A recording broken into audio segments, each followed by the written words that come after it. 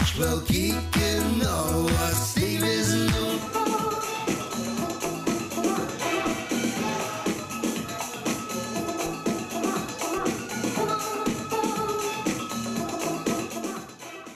In 2007 was voor het COC Limburg een topjaar. Er is een basis gelegd voor een heleboel dingen. Bijvoorbeeld het mannenfeest Gillectricity, dat is begonnen. Maar we werden ook de proeftuin voor de WMO, Wet Maatschappelijke Ondersteuning. Want we doen niet alleen maar feestjes hier natuurlijk. Want hoe ga je daar met homoseksualiteit om binnen de Wet Maatschappelijke Ondersteuning? Nou, COC Limburg wordt voor het landelijk COC een soort proeftuin. Dus heel Nederland kijkt naar Limburg. Wat gebeurt daar nou?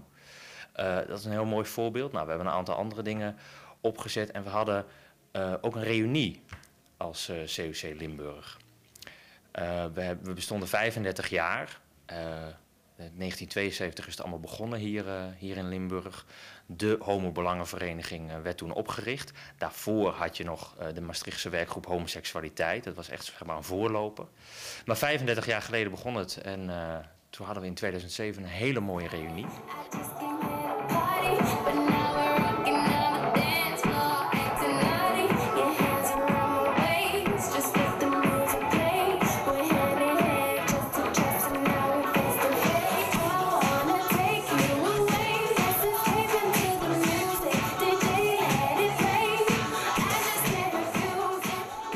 Ik ben in Heerlen begonnen bij het COC in 1999 als vrijwilliger. Dat is helaas vrij vlot gesloten nadat ik daar begonnen ben. En ik ben daarna eigenlijk meteen overgegaan naar het COC hier in de Bogaardenstraat 43 in Maastricht. In 2000. Vrij vlot nadat ik daar begonnen ben, hebben we de Roze Zaterdag meegemaakt. Een hele grote happening, heel erg leuk om mee te maken en ook heel lekker druk.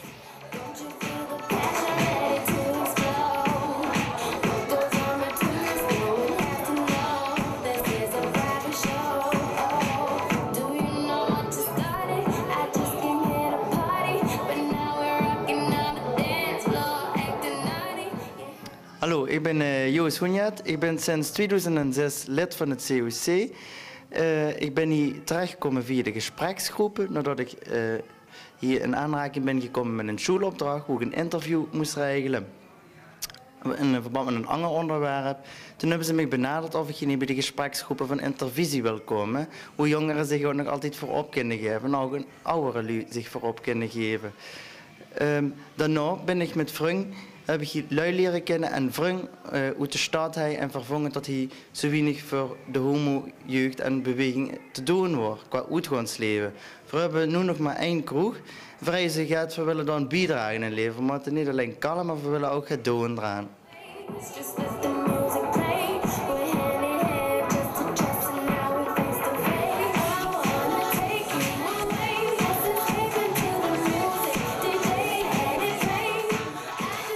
Op 4 mei, kan ik nu al verklappen, staat in teken, dodenherdenking staat in teken van homoseksualiteit.